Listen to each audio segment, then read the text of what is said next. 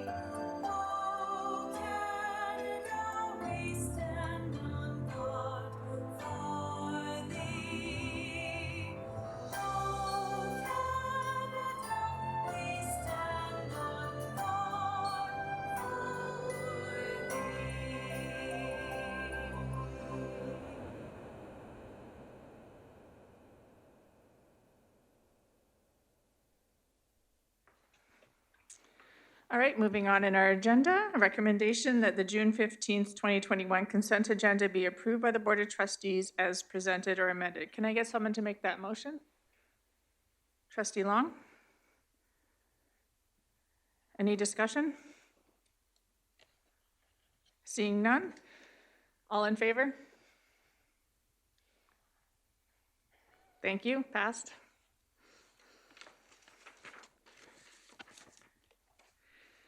Emergent changes to the agenda. Recommendation that the June 15, 2021 regular board meeting agenda be approved by the Board of Trustees as presented or amended. Can I get someone to make that motion? Trustee Yegas? Any discussion? Seeing none, all in favor? Passed.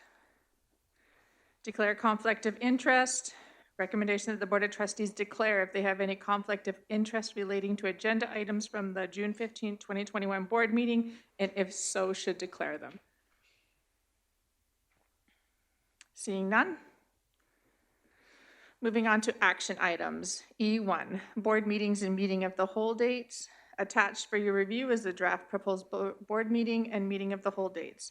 Is the recommendation that the Board of Trustees approve the proposed meeting dates for the 2021-2022 regular board and meeting of the whole as presented or amended. Can I get someone to make that motion? Trustee Poitras? Open for discussion. We'll just wait and have Nikki bring up the proposed dates.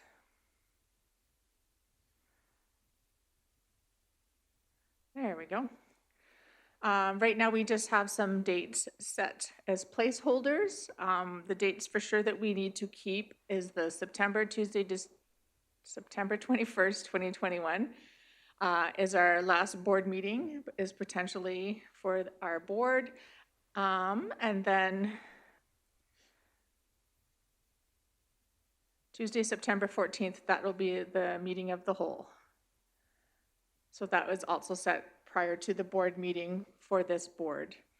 And then we for sure need to have Tuesday, 26, 2021, which would be our organizational meeting and regular board meeting, potentially with a new board. The other dates are just placeholders right now, but we can definitely have a discussion with the new board when that happens. Any questions, comments? Trustee Poitras? Yeah, I think it's good to have these placeholders, but also, be open to moving them as we may have new board members or might need to be flexible depending on what happens with the other people using this room. So, but I think it's good to kind of have an outline. So, Any other questions or comments? Okay, seeing none. Recommendation is that the Board of Trustees approve the proposed meeting dates for the 2021-2022 regular board and meeting of the whole dates as presented or amended. All in favor? Passed. Moving on to E2, our work list. Board Policy 3 rule, the board states that the Board of Trustees approve annually the Board of Trustees annual work list, outlining the timeframe for various actions. Trustees will review and update the work list as required. Recommendation that the Board of Trustees approve the annual work list for the 2021-2022 school year as presented or amended. Can I get someone to make that motion, please?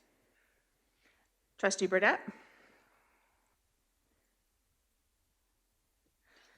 All right, so we'll just wait for that to come up on the board and then we'll just go through it. All right, our trustee annual work list. We've met and anything that is in red, we've added to and changed around. Again, this is just a working copy, which will be adjusted and added to as the year goes on, but these are some of the placeholders that we need to keep for our year outlining when things must happen.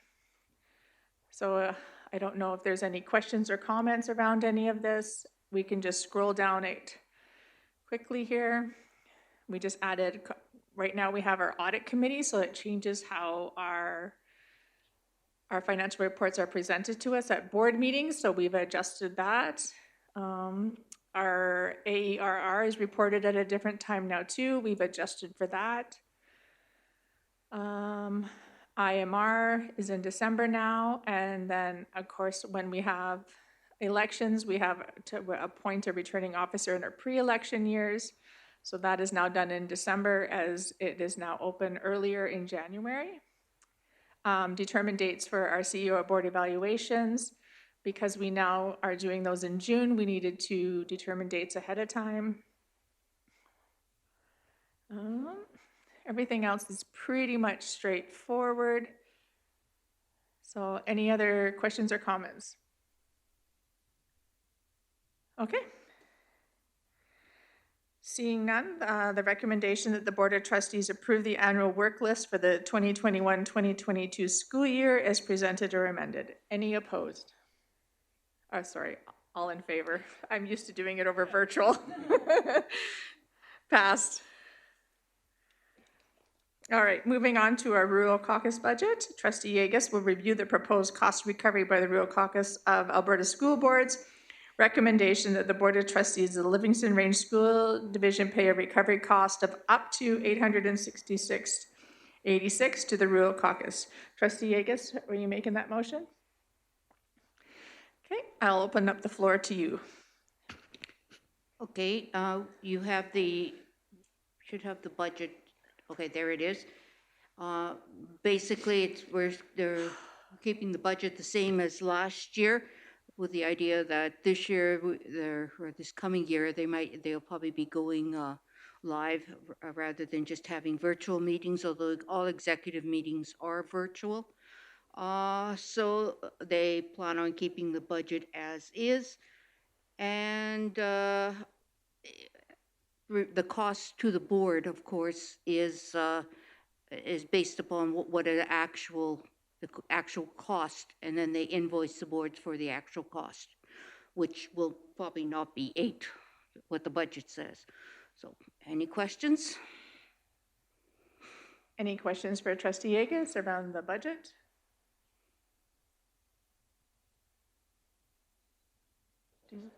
Oh, no. Trustee Toon? Not a question for Trustee Yegus, but a comment. I wouldn't be in support of this. I know this was something that the board voted against last year because it had some other stuff included in it. But looking at this budget, I don't see that there has been any adjustment for our current realities. I know that we only got billed for $200, so which is a lot less than that, but I would have liked to have seen some adjustment to adding some additional cost savings by adding in more virtual meetings, and I know Trustee Yeager said that they do that, but I don't think we need to plan the year immediately out of pandemic for pre-pandemic levels, and budget constraints are going to be hitting us more and more each day as board members and as divisions. So I think that there should have been some adjustment there, and we shouldn't just approve a budget to spend as much as they'd like up to previous amounts, that there should have been some constraint shown in the current budget. So I'll be voting against the proposed budget. Thank you, Trustee Toon. Any other questions or comments?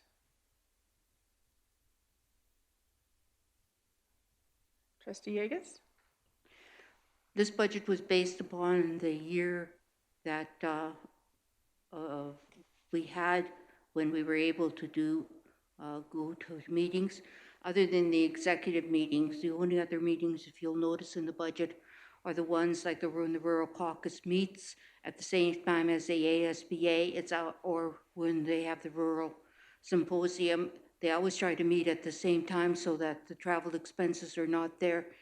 There are no nothing in the budget for hotels or food or anything else within that. And the only other times that is when the chair and the vice chair meet with the minister, and of course, in all probability, these are going to be online for the next little while. So this has been based upon previous, what they've decided to be previous meetings when we were able to do it in a non-virtual sense.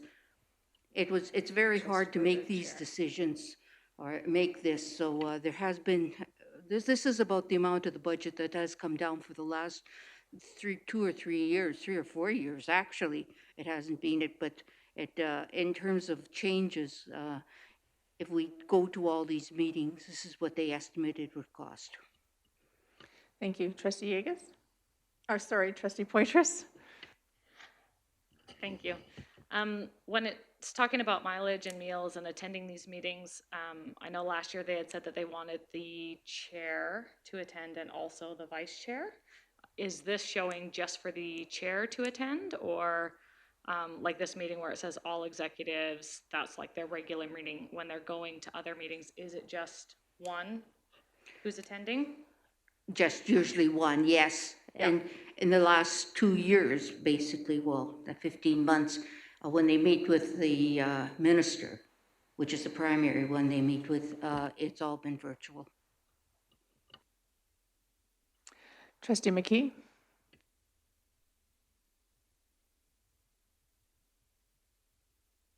Pull it forward, please, towards you. Okay, try it again. There you There go. we go. My thoughts on it, like, we are considered as a rural based school board as well. And I think anytime that you can get someone else who's going to advocate for the rural school boards, I think it's a pretty good thing. And the amount you're paying is $886 to get someone to carry forth many of the concerns that our school board addresses. So I think that for the minimum amount of just, that's the highest amount that you might have to pay is $886. And like you said, if it's done on a cost basis, it could be much lower than that. So overall, I think your bang for your buck here is very good. You get someone who will advocate for the rural school boards for a minimal fee.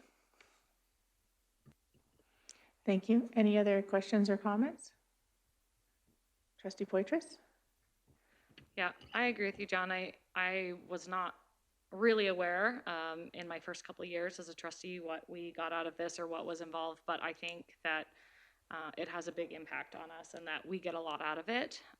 And I like that they've left the budget open so that this is their proposed budget, but where they can, I believe that where they can save and attend virtually, that they will. So hopefully we can have some cost savings, and it's kind of nice to see if everything happened as it was, this would kind of be that top end dollar that we would that we would be charged. So I would be voting in favor of this, and I think Rural Caucus plays a big impact for us. Thank you. Any other, I'll just come back to you in a minute, Trustee Yegus. Anybody else have any other questions or comments? Trustee Toon? Thank you.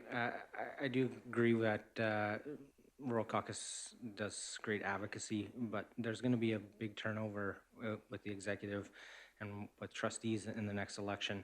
And I think it's important to be prudent and fiscally responsible in doing it. I know we can say $800 isn't a lot, but we could send a message by having them relook at this budget and find more efficiencies and set it in stone so that those things are in place and it's not just left up to someone to decide to go to the maximum, that they're given some guidance on making sure that they're doing the cost-saving things, because there's nothing holding them to not go to the maximum amount and set the precedent going forward when times are even harder and dollars aren't available.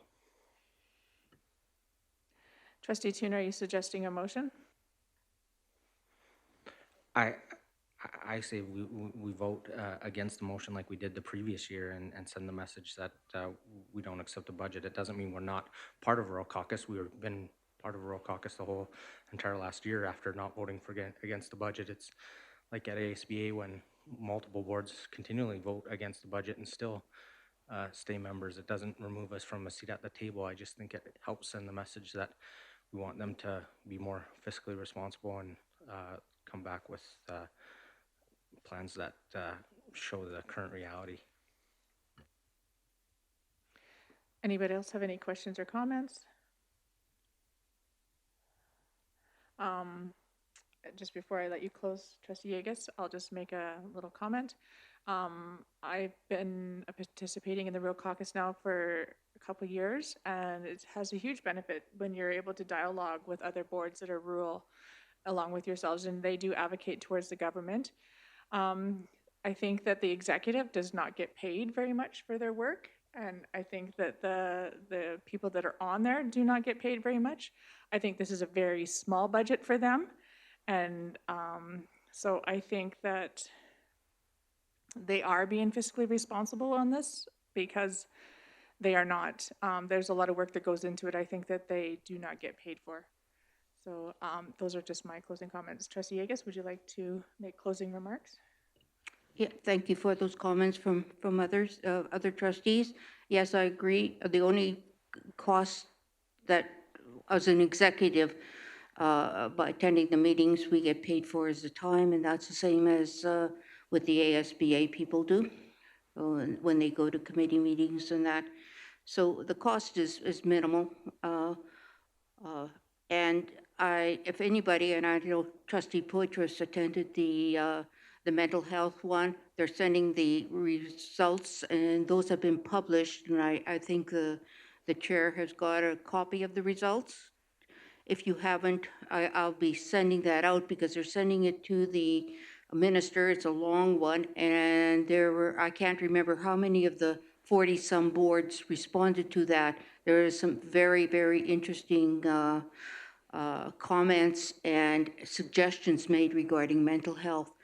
And just like was said, this is basically what is happening within the rural areas, so that this is one of the few groups that really supports and pushes for the rural, the issues that are happening in rural. So I hope you all vote for this time because we are taking part in it, and I think it's good to support this. Thank you. Thank you.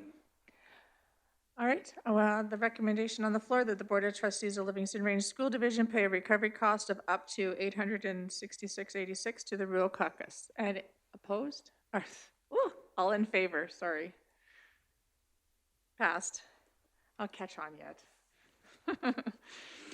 All right, E4, quarterly financial report. The audit committee met with the LRSD financial team and reviewed the quarterly reports ending May 31st, 2021. Please find attached the quarterly financial statements. The audit committee will provide a summary of the review process and key findings at the board meeting. Recommendation that the audit committee recommends that the Board of Trustees approve the quarterly financial report as presented. Trustee Toon, are you making that motion? Yes, Madam Chair, I can make the motion. Thank you. And so then I will now turn it over to you. We'll just wait for it to be brought up on the screen here. I just want to start off, as always, with thanking the audit committee. It's been a great experience in our first year of coming together and really going through that, including meeting with our administration and community members that sit on that committee. So this is our third quarter financial report, and it's from our meeting on June the 14th, 2021. Next slide, please. And this is report as of the end of May 2021, 75% of the fiscal year and 90% of the school year. And we met with management on June 14th, and we reviewed in details the financial position, the revenues and expenditures by object, by program, and our internal audit results. Next slide, please. And financial position is $15.5 million in financial assets, cash, AAC, rec, and investments, $12 million in liabilities, ACC, pay, deferred revenues, and AOR. $30.5 million in net financial assets, $53.2 million in non-financial assets, $43 million in deferred capital contributions, and $13.7 million in net assets. Next slide, please. And this represents an increase in the financial position of $623,000 from our second quarter. And this represents an increase in the financial position of $1.4 million from the prior year. Statements of operations, $4.1 million in revenues, and this is 77% of our budget, and $3.95 million in expenditures. This is 74% of our budget, and this is a $1.15 million surplus to date. And revenues are higher. This is caused in part by federal funding of $975,000, our IMR capital of $693,000, and revenue amortization of $166,000, and international of $51,000. Expenses and certified salary and benefits, contracted services, IMR, amortization, utilities, fuel. So there's a lot of factors, less travel, warmer climate in the winter meant less snow removal and less wear and tear on vehicles and less bus travel, as we know from having some online schooling and that. So a lot of factors. And that's next slide. Some of that's contained in our additional comments. The June expenditures are not included in this analysis, and the anticipated expenditures of tech and CTS evergreening, buses, IMR, repairs and maintenance in schools, so a lot of that stuff hadn't been spent. So our 2021-2022 approved budget anticipates a surplus from this year, and that surplus will be utilized in 2021-2022 and 2022-23 to help transition. As we know, there's a significant decrease in revenues that the government has told us in our funding formula. And that's all we have for our report. If there's any questions, I'm sure Mr. Perry can answer those for you. Any questions or comments? Trustee Yegas? Just a couple. First of all, it would be very great if these reports came out to us prior to, so we could read them over. I have a really great difficulty sometimes when looking at them and hearing people, analyzing them in my brain at that point. So if they could send this out beforehand.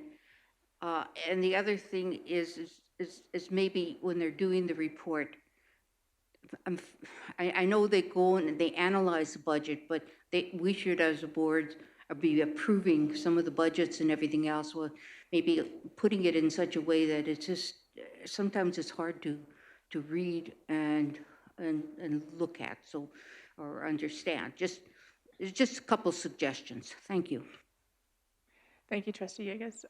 The audit committee actually just had met yesterday, so that's why it was not sent out prior to.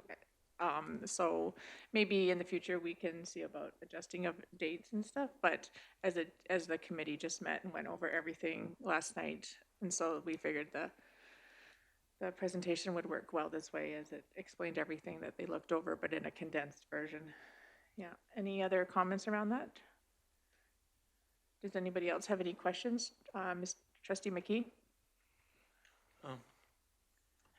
I appreciate your your input.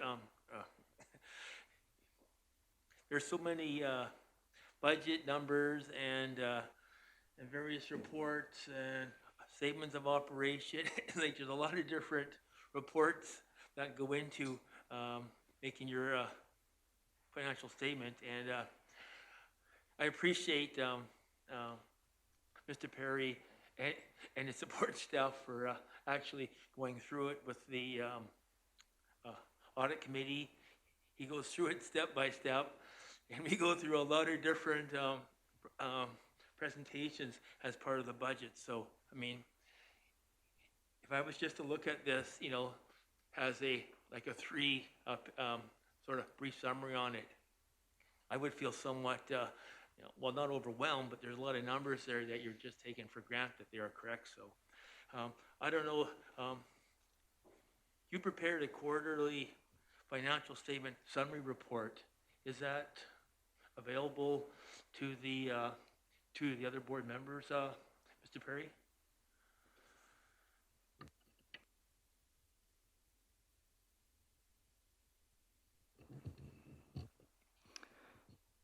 That can be available for the members. Typically, the information that goes to the audit committee is in much more detail.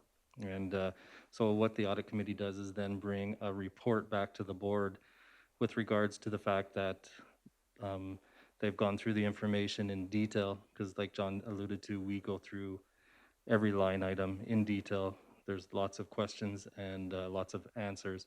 And so this is basically bringing to you the results of that, and the fact that this is where the financial position is of the board, and based on their analysis and the questions that they had the opportunity to ask. So it's not really the intent to send all the detailed information out to each board member. That's what the audit committee is for. But obviously, the board decides what information they would like to have. So this was a summary report. It identifies some of the rationale as to why we're in a surplus situation, and Brad went through, you know, many of the items that are underspent in the area. So we have 77% of revenues, which is higher than the 75% you would expect, and 74% of expenditures, which is under what you would expect. And so there's a surplus at this point in time. So the board at some point can decide what they would like to have sent to all the board members outside of the audit committee, but that's when you have an audit committee, that's the intent of the audit committee, to go through the details and then bring a summary report back to the board. Thank you, Mr. Perry. Any other questions or comments? Okay, seeing none, recommendation that the audit committee recommends that the Board of Trustees approve the quarterly financial report as presented. All in favor? Passed. Moving on to professional learning. Recommendation that the Board of Trustees approve the following trustees to attend the following professional development. Was there any trustees seeking PD?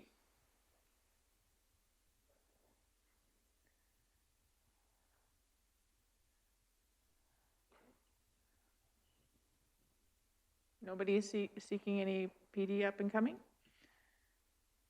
Okay, again, I just want to thank Trustee Yegas for sending out lots of emails and showing us what's out there to attend. There's been some really great emails sent, and I really appreciate you staying on top of that and sending that out to all of us.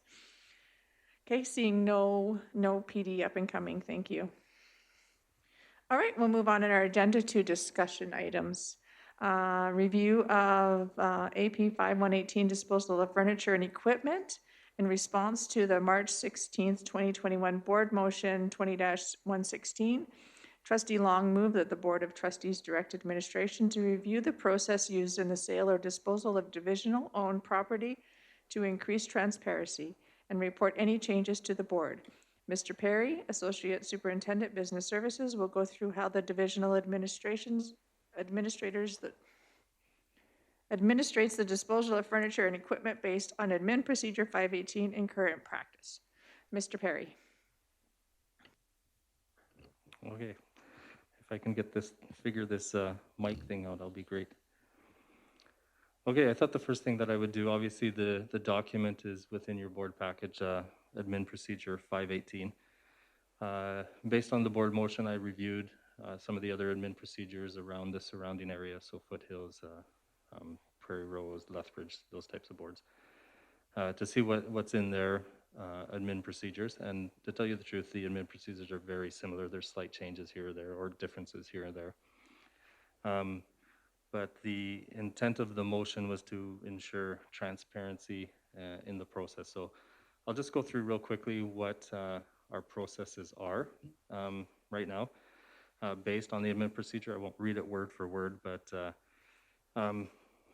certainly the jurisdiction identifies that any property that is owned by the jurisdiction should be utilized in the jurisdiction first and foremost. So if there's excess furniture or equipment that's in any department or school, then it would be noted and there would be an opportunity for other departments or schools to have access to that property.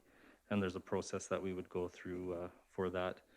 There's two components that are currently in this admin procedure that are worth noting, and it's the third little paragraph there. It says furniture and equipment should be disposed of in such a manner as to obtain reasonable return, and alternately disposed of in the most cost-effective manner, and so we've been following that. I would suggest that one change potentially there could be the word of transparency in that process, or in that line item, and that would be something I'll be taking back to the superintendent and his admin procedure working group.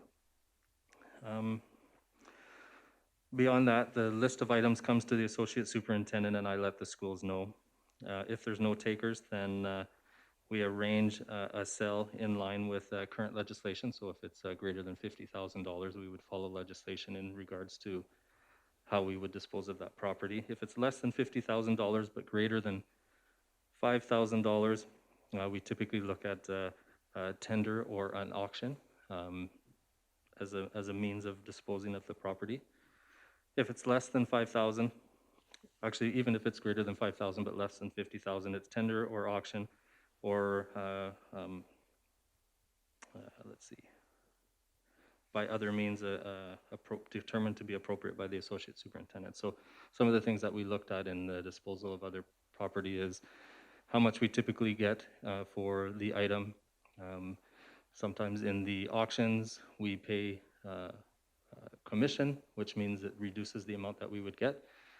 Other times, advertising throughout the jurisdiction and the costs of advertising are high, and that decreases the amount that we get. So we have the potential of selling it in other manners, and in some cases, we have items that are somewhat in demand, and so we have a list of individuals that are interested in that, and then we would sell it that way based on the price that we determine the asset to be. And because typically in the tenders, we would not get the amount that we are seeking. Beyond that, some of the other jurisdictions use Kijiji or other online sites. We haven't done that at this point. We have done it in the past, but we typically don't do that. And the proceeds that we get from the sale of those items are typically disposed, or the credit goes back to the facility that is disposing of the item. And there are opportunity for trade-ins where appropriate. So the one thing, I don't think there needs to be major changes to the document. I think the word transparency in the document ensures that when the consideration of how we sell it, that it's in a transparent manner. I have looked at other jurisdictions who do put it on their website, right? That So there's things that they're disposed of on their website, and they'll accept tenders and things of that nature. And we're open to doing that as well. But for the most part, I feel that the procedure is appropriate and similar to other jurisdictions in how they would dispose of their property. So with that, I'll turn it back to you, Madam Chair. Thank you. Any questions or comments? Trustee Long? Thank you, Mr. Perry. I appreciate that, the work you've put into this in the document. As you say, there isn't many changes and probably didn't need to be. There were two things that needed to be focused on. I think you've done that. One was there needed to be a process where people could find out if there was division equipment for sale. And two, there had to be a process where people could find out how they purchased those items. And that's done, and that's important. Thank you very much. Thank you. Any other questions or comments? Trustee Toon? Yeah, thank you. I just want to echo what Trustee Long said. I appreciate you looking into this. I really think that it's important, and the questions that I've got surrounding the sale of divisional equipment, things like that, kind of focus more on how it was listed. And you referenced the list itself, how that happens, and if that can be improved upon, the transparency of that, and so people know how, not just they're on a list or who has priority, or there isn't something that people can't see exactly how it is. And seeing, I appreciate you saying the use of Kijiji and things like that, Facebook, that aren't a cost incurring thing for the division, because we want to make sure we get as much value and dollars back to the division as possible. So I appreciate the work that went into reviewing this. Thank you. Any other questions or comments? All right. Thank you, Mr. Perry.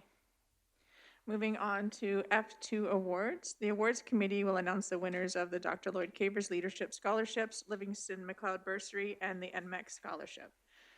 The awards committee was able to meet yesterday? Yeah. Yesterday or the day before. Sorry, all my days are running in together. And we sat down and had a great discussion around how we have such amazing kids in our jurisdiction.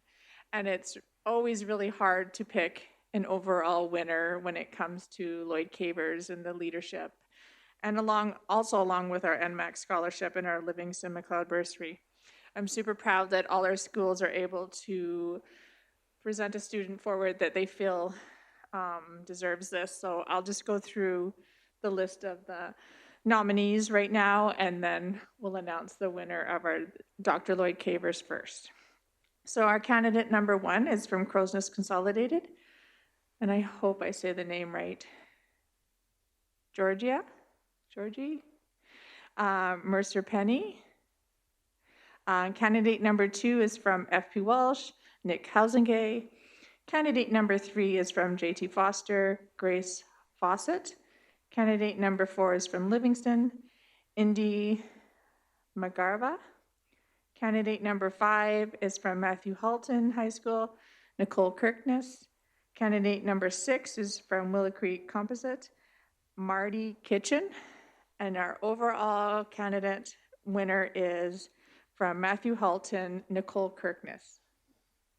Super proud.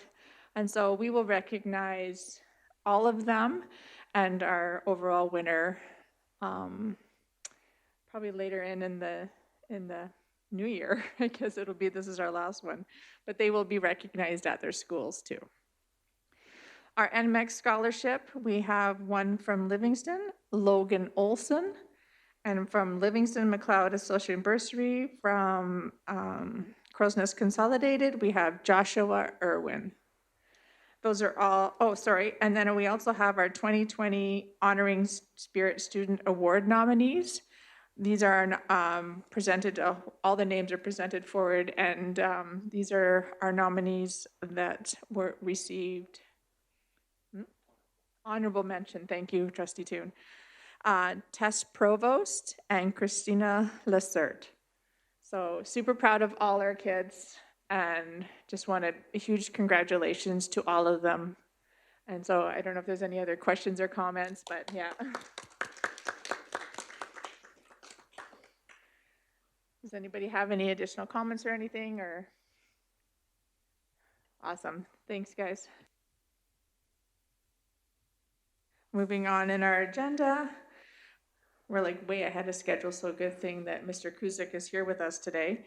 We have our alternative education programs. Mr. Chad Kuzik, Associate Superintendent of Curriculum and Innovation, will present information to the board on the following areas: summer school, international student program, and virtual learning and home education. Thank you, Mr. Kuzik. Thank you, and this will be, I'll try not to be too quick. I tend to be quick on some of these once in a while, so. You got lots of time. Lots of time. So we're just going to give you a quick update, and Nikki has it up there. And skipping to the first slide, it talks with the next slide there, Nikki, is that every student every day, and you're going to see that embedded in much of these things, initiatives that we've tried to create recently to make sure we do that innovation and excellence that we strive towards. So next slide. We started a summer school for the first time this year, is Beyond Faces, that is, where we have 55 students registered. We are full. So that was a success in its own right. So we have 5 students currently on the wait list to see what happens with that. We started with our staffing, and Greg Frears agreed to be the principal and the social studies proponent of it. Karen Kramer picked up her computer today. We'll be doing language arts, comm, and the options. Daphne Honor will be doing math, science, and phys ed. So they'll access most of the material online through Hapara and the learning platform, which we've used most of the year. They have the option to also attend in person here at Crossroads and get the needed help they may need as they go through that. We've also established a summer reading program for grades 1 to 3 students to address some of the gaps that have been identified due to the pandemic. And this will be led by Caitlin McCracken. For the month of July, students will read a half an hour a day with the teacher in a guided reading situation. There will be some assessment before and at the end to try to provide supports. So we'll know how many students we have. We have up to 50 students can participate right now. We have a way to communicate all the things that's going on in regards to summer school in that link that's provided right there. So, yes. Sorry, do you want questions as we go? We could, Okay. yeah. I was just wondering what sets the parameters for that 55 students and 50 students that can attend those different programs? The summer school was first come, first serve. But why is it 55 instead of 60 or 40? What set that number at 55 that could register? That's the budget we had. To Okay, be able to, thank you. To offer that, yeah. Next year, we can negotiate that, and Mr. Perry, I hope you're writing some of these notes down. So, yeah, no, we'll see. We anticipated with that particular one was 25. Based on some of the research, we thought we'd at least get that, but we have 55 students, so. Okay, the next slide is we have home education. That number 50 is coming up a lot here.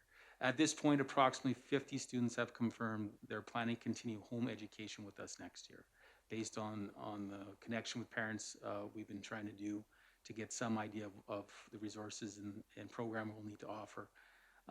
As we look to next year, we're looking at creating a shared responsibility program. We've had it in the past, so teacher directed is what we termed it before, but this will enable families to access LRC teachers for 20% of their program.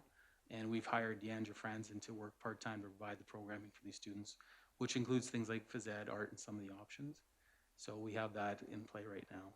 We're also working towards creating a community through presentations and speakers and field trips to include some of our homestay parents to participate, to enable this positive relationship with the home education community in general and create a kind of a networking community there.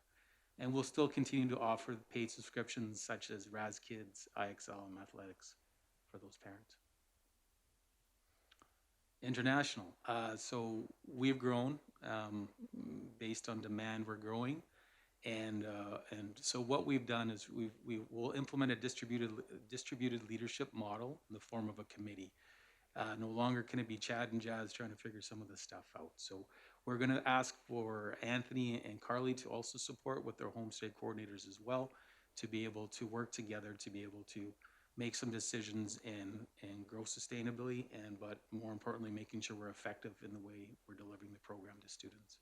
So more involved in this. So we recruited 2 more homestay coordinators, Jennifer Ziebert, she's worked with us before for the Lumberg Pinch area, Jody Rice in the Crowsnest Pass, and the Nanton Fort Macleod Clarism corridor is to be determined, because Jazz will be moving into a full-time position as an admin assistant. So that leaves, that ad is open right now to have that. Now you'll notice the numbers, you'll see that CCHS and Livingston are 2 areas that we need homestays. We have lots of students that want to attend, and Matthew Hall in that corridor. That's why you see more homestay coordinators there to be able to support that.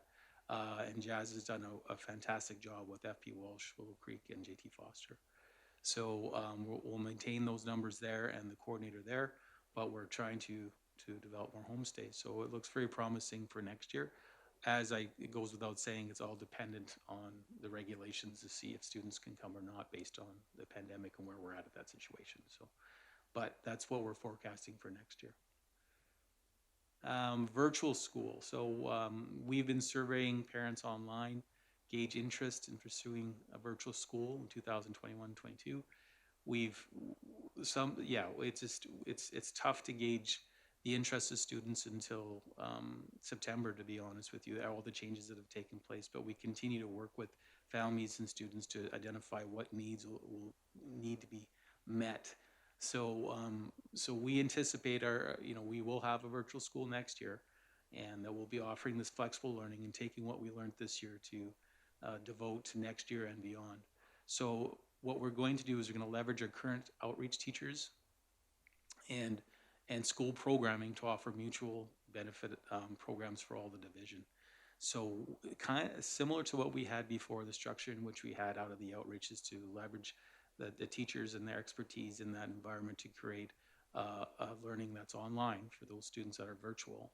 And those will be at Gateway and Crossroads. And then those that don't have an outreach will have a hub kind of situation going on. It's usually inside the Learning Commons facilitated by a teacher, but to be able to offer through one of our virtual school teachers some of the courses they weren't able to get in their regular classroom programming. So yeah, I think that's it for that one. And then what we've also done is each high school, like we did with virtual or with video conferencing, if you remember back in those days, I term it the talking head, but we usually had one teacher that would deliver a course through video conference to the other high schools. We're going to continue that process with every high school has to give up one class to be able to teach in that manner, in a virtual manner, not in video conference. I don't want to confuse you. They'll be offering a virtual class for the students to be able to attend. So we're working through that in our high school meetings, which ones will be offered. And so it's basically, we're going to Math 30-1, French, and those things that we're trying hard to deliver across the division. This will provide a platform for us to do it. So in summary, we'll have a virtual school with teachers that teach virtual lessons in the same manner in which they did this year. And then we'll also have using some of the high school teachers to deliver virtual classes, especially for those ones that are more difficult, like the 30-1s or Math 31 in physics, to the rest of the population. And we believe that we can cover the programming the students require to be successful. So that's what we're working on. That's my update. Any questions? I'll take more questions now. Thank you, Mr. Kuzik. Any questions, comments? Trustee Long. Just a comment, excuse me, those virtual courses for the high school are just would be incredible. Because we have so many students who have trouble getting all their courses in, especially academic. And having that, like you've got Math-30 up there, if they could take that online same time as they're taking other classes, it would be very helpful. And thank you, Trustee Long. I think that what's important to realize, we've gone through a turbulent part of these last year and a half for some of our high school students, and some maybe missing pieces that, that were caused by the situation. So we're trying to provide that opportunity for students to graduate and get what they need to go move forward with their learning journey. So thank you. Yeah, I think I will be mapping this and following this, and I predict success from this endeavor. Thank you. Trustee Yegus? Are you finding that there are a few students who are from going into grade 10 this year who are registering for summer school to pick up courses for the high school, or is there an even number from? I don't have those exact numbers in front of me, but yes, there are some grade 9s that were taking some of the courses for grade 10 to get ahead as best they possibly can and free up some time to take other things as well as the next 3 years of high school. But yeah, we do have some grade 9s taking some. And grade 10. also, what courses are you offering on the summer school? We're offering, if you go back to the first one, so we are offering social studies, language arts, comm, and there's some options on there depending what the requests were. Those were tricky, but not many, mostly those core, math, science, and phys ed. Focusing on those courses students need for graduation for sure, making sure we have that. And that's all levels, 10, 20, and 30 for each one of those courses. Thank you. Trustee Poitras? Thank you.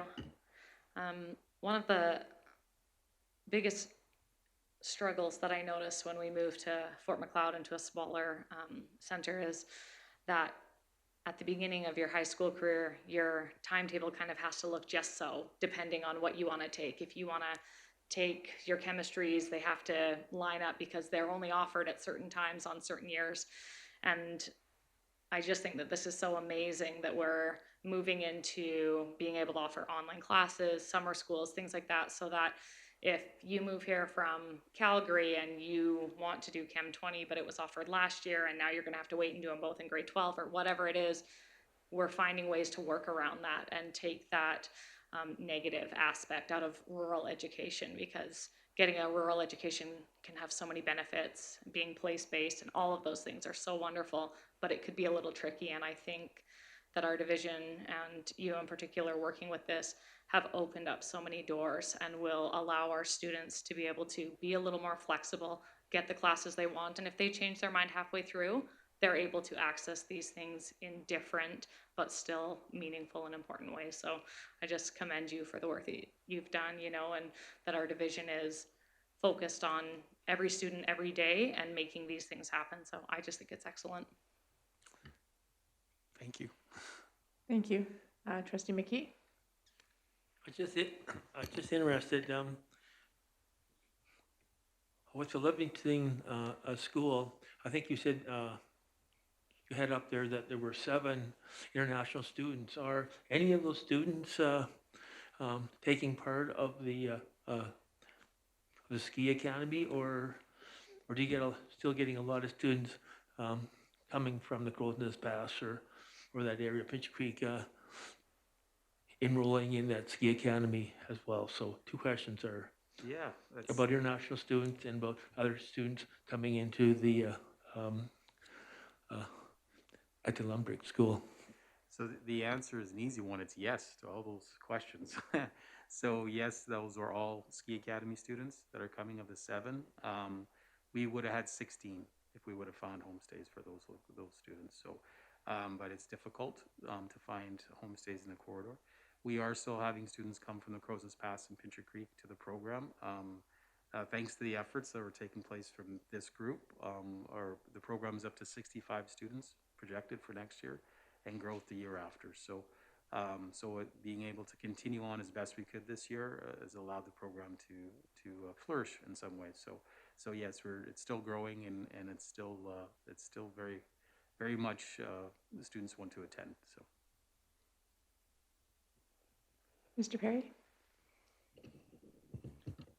I just want to add to Chad's presentation on the international program in that, in years where the dollars are going to be less, or we're going to have to be more creative, the international program is one area where we are having the ability to not only cover the cost, but also to cover some of the additional expenses that we have in other areas as well. So it's definitely going to be a program that we look to grow in the future. And I think Chad alluded to that, but a way to offset some additional costs that we may not have revenues to cover in the future. So kudos to Chad and his group for that program and the growth. Thank you. Any other questions or comments? I just have maybe a question comment.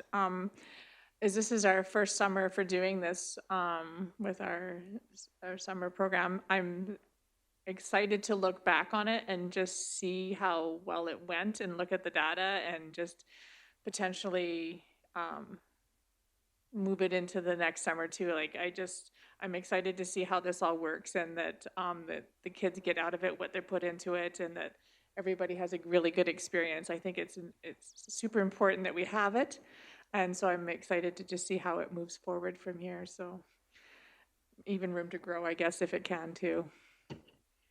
Yeah, and just to add, like graduation rates, student success, and multiple things, these are things that we've been working on for years and that we'll continue to use this to monitor as a strategy. And I agree, especially our summer reading program for students grades 1 to 3. We'll do an assessment. We're going to use Fontes Pinnell at the beginning to identify their level of reading, and then I'm curious to see where they're at. We're gonna use an assessment at the end of the summer to see. And as I was mentioning, Daryl, before this, we're also going to look and see the impact it had overall at the end of that year to see the impact there to guide us in future resources for this program. So, yeah, that's excellent thought. I actually just have one more quick question, sorry. Just when you were talking about it. So the government allotted us money to go towards our K-3 students to help them catch them up to where they need to be. Is part of that built into this, Mr. Kuzik, or was that already built in and we're using that money other ways? It was already built in. So Okay. We were looking at plans. Again, I'm missed by not saying Tara Tanner's been instrumental in all of this. And as we worked through our virtual school, we identified with our virtual school that there was gaps happening, and then in conversation with schools, we had made plans to ask for resources to be able to support something in the summer. That's awesome. We're just so forward thinking in that way. Any other questions or comments? Okay, none. Thank you so much. And on that, it comes to the end of our meeting and we have our 3 key messages. So quick. Are you ready? I'm ready, Trustee Long. All right. How many do you want? 3, Oh, gee. as I hold up 4. Well, how about disposable of division furniture equipment? Might be of interest. The awards? Oh, Yep. Okay, see. And I just generally made some comments about Mr. Cusack's discussion about summer school, summer reading, our home education program. Yep, alternative education programs. I'll turn it over to Trustee Poitras. I second that. Just want to make sure the awards ones were on there. Thought it was important. So right now we have our review of our disposal of furniture and equipment, our awards, and our alternative education program. Anything else? Trustee Toon? Maybe talk about our budget update. Our budget update? Yep. Budget update? Jim says he wants 4. I think it's important to do our budget update. It's just our, which one was this, quarterly, or? Our quarterly Quarterly. financial report, Right, E4. number 3, third financial report. Thank you, Jeff. All right, so we have 4. I did say 3, but I held up 4 fingers, so. Trustee Yegas, did you have anything else? No, I wasn't going to add on to that, but as this year is, we won't be having, or at least I don't think we're going to be having any more council meetings, school council meetings. Maybe we do send this out, but maybe it should be sent to all the chairs, because you've got a list of them, so that they could give it to the parents or send it out to the parents, whatever way they communicate just to let them know what's happening with this last meeting, because usually it sort of just disappears. That's a really great idea, trustee, I guess. Is there anyone else who has any more school council meetings this month? I have one tomorrow, but that's it. So yes, so Nikki, if we could just send these out to, I think, the principals and the chairs, so that it can be just maybe incorporated into a newsletter if they're doing anything at the year end. Any other questions, comments around that? All right. I'll make a motion to go in camera at 2:02. Trustee Poitras?